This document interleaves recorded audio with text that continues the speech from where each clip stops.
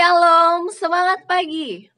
Hari ini saya ingin berbagi dengan Anda hal yang saya syukuri kemarin pagi. Jadi di hari Minggu subuh sekitar jam 3 atau setengah 4, saya terbangun karena flu pilek ini menyebabkan ada lendir di tenggorokan saya yang membuat saya batuk-batuk. Dan subuh itu saya tidak bisa tidur karena batuknya ini berkepanjangan. Jadi sekali batuk terus-terusan. Dan itu membangunkan suami saya karena batuk saya cukup keras. Lalu dia bilang, gak apa-apa, nih batuknya ini gak bisa keluar. Jadi saya berusaha batuk untuk mencongkel lendir yang nyangkut di tenggorokan saya. Tapi sekali saya batuk, rasanya lendirnya itu sulit untuk keluar. Nah seperti itulah, ada lendir yang di tenggorokan saya. Lalu dia bilang, mau dibikinin air hangat? Saya bilang, tolong ya, kalau bisa di kulkas ada lemon. Boleh dicampur dengan air lemon ya yang? Saya minta tolong suami saya. Lalu dia pun cepat-cepat panaskan air minum di kompor. Lalu dia iris-iris lemon yang ada di kulkas. Dia peras, lalu diaduk-aduk, dia bawa. Saya ambil gelasnya, saya berdoa, Tuhan minta tolong. Rasanya sulit sekali untuk bernapas dengan normal karena setiap kali saya tarik napas itu memicu batuk di tenggorokan. Saya terus minum hangat, enak rasanya karena hangat itu dia membuka saluran pernapasan saya. Saya minum, lalu dia bilang mau pakai masker, nanti di maskernya ditetesin minyak kayu putih ya. Saya bilang iya. Saya pun tidur dengan menggunakan masker kain yang sudah diteteskan minyak kayu putih. Dengan masker itu saya bisa menghirup lebih lega karena kayu putihnya membantu saya untuk bernapas lebih baik. Dan saya pun bisa tertidur nyenyak sampai pagi. Bahkan ponakan saya telepon, saya lihat ada telepon, saya tidur lagi. Karena badan rasanya lemah sekali. Lalu waktu pun terus berjalan hingga akhirnya sore hari, sekitar jam 3 sore, kami pun pergi keluar rumah, berjalan kaki, menikmati matahari sore. Berolahraga dengan jalan kaki, kami mengitari beberapa perumahan, dan pulang ke rumah rasanya badan ini lebih fit, lebih segar, karena sudah menikmati sinar matahari dan berolahraga. Saya bersyukur Tuhan masih berikan kepada saya kesempatan untuk semakin pulih lagi hari demi hari.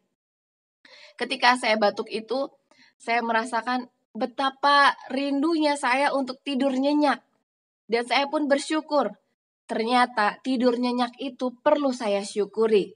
Karena ketika saya rasakan sakit batuk ini, saya tidak dapat nyenyak tidur. Dan nyenyak itu adalah hal yang begitu berharga bagi saya ketika saya sakit. Saya bersyukur kepada Tuhan, saya boleh alami rasa sakit ini, sehingga saya dapat bersyukur atas berkat Tuhan, yaitu tidur yang nyenyak di hari-hari yang lalu, dan saya rindu untuk mendapatkannya kembali di hari-hari ke depan. Inilah hal yang saya syukuri. Saya rindu Anda pun dapat memiliki hal yang Anda syukuri. Mulailah dari hal-hal yang sederhana, yaitu hal-hal yang kecil. Baik, mari kita lanjutkan bacaan renungan pagi kita hari ini di tanggal 17 Mei, yaitu ketika ia dicaci maki, ia tidak membalas dengan caci maki. Ayat intinya tertulis dalam 1 Petrus 2 ayat yang ke-23. Ketika ia dicaci maki, ia tidak membalas dengan mencaci maki. Ketika ia menderita, ia tidak mengancam, tetapi ia menyerahkannya kepada Dia yang menghakimi dengan adil. Penjelasannya, betapa sering kita merasa bahwa kita telah diperlakukan dengan tidak adil, bahwa segala perkara telah dikatakan tentang kita yang tidak benar, dan kita telah ditempatkan dalam terang yang palsu di hadapan orang-orang lain. Kalau kita dicobai seperti itu, kita akan perlu mengadakan penjagaan yang ketat atas roh dan perkataan kita. Kita perlu memiliki kasih Kristus agar kita jangan menyayangi roh yang tidak mau mengampuni. Janganlah kita berpikir bahwa kecuali orang-orang yang telah menyakiti hati kita mengakui kesalahannya, kita pun dibenarkan dalam menahan dari mereka pengampunan kita. Seharusnya lah kita tidak menumpuk kesusahan kita, menyimpannya dalam hati kita sampai orang yang kita pikir bersalah itu merendahkan hatinya oleh pertobatan dan pengakuan. Betapa berat pun mereka telah melukai kita, janganlah kita sekali-kali menyayangi kesusahan kita itu dan bersimpati dengan diri sendiri atas luka-luka kita. Melainkan sebagaimana kita berharap kepada Allah untuk mengampuni segala kesalahan kita. Begitu pula kita harus mengampuni orang-orang yang telah berbuat salah kepada kita. Bila mana kita dicerca, betapa kuatnya penggodaan untuk membalas dengan cercaan. Tetapi dalam melakukan ini, kita menunjukkan diri kita sama jahatnya dengan orang yang mencerca itu. Kalau tergoda untuk mencerca, berdoalah dalam hati agar Allah memberikan kepadamu anugerahnya dan menjaga supaya lidah berdiam. Yesus telah memberikan kepada kita suatu teladan bahwa kita harus mengikuti jejaknya dan menyatakan belas kasihan dan cinta serta kebajikan terhadap semua orang. Marilah kita mempertumbuhkan suatu roh pemurah, roh kesabaran dan kelemah lembutan, berbelas kasihan terhadap orang-orang yang ketika di bawah penggodaan telah berbuat kesalahan yang besar terhadap kita. Kalau mungkin, marilah kita menyembuhkan luka-luka itu dan tutup pintu penggodaan oleh membuangkan segala penghalang yang telah dibuat oleh yang bersalah itu di antara dirinya dan kita. Tuhan senang mencurahkan berkat-berkat-Nya atas mereka yang mau menghormati Dia, yang mau menyatakan kemurahannya dan menunjukkan bahwa mereka menghargai kasih-Nya kepada mereka oleh menyatakan sifat yang ramah kepada orang-orang yang di sekitar mereka.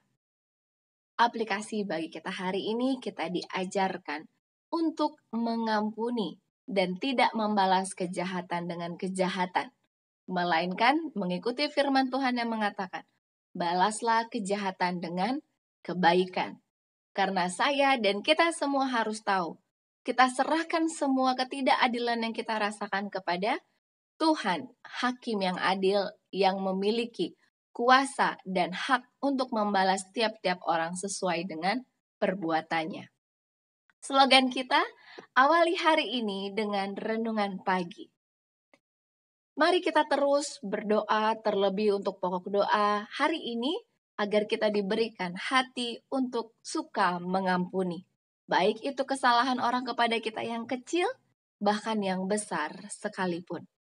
Saya percaya kita dapat melakukannya, kita minta pertolongan Tuhan. Jika ada di antara Anda yang rindu ingin didoakan, mari tuliskanlah usulan doa Anda di kolom komentar di bawah ini.